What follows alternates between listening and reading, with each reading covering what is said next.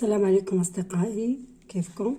إن شاء الله اليوم جاية أقول لكم على فوائد اللبان اللي هي المستكة معروفة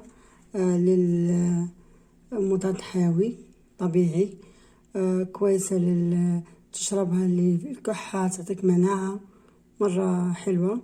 بعدين كمان كويسة حلوة للبشرة، تشد البشرة، جميلة. كيف طريقة اللي نسويها نستفيد منها للشرب وكمان للوجه أو اليدين.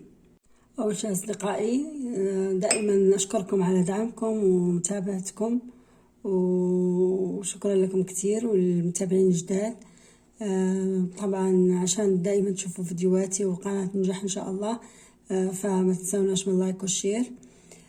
كيف نستعمل للوجه؟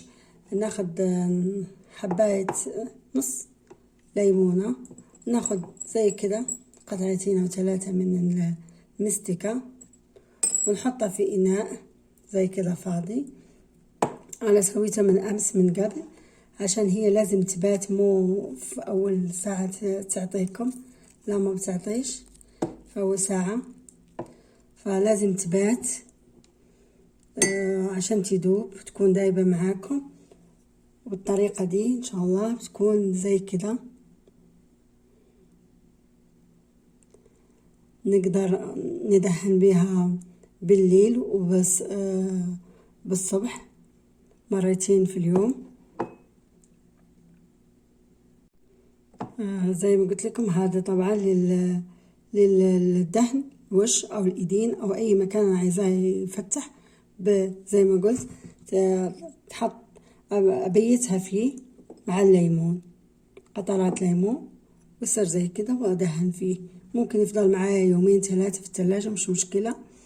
أما للشرب باخد كوباية موية أو قارورة أو أي شيء أنا عايزاه، أحط فيه برضو 2 3 منها وأغطيه وأخليه الليل كامل، أو يعني بات عشان تكون دايبة معانا.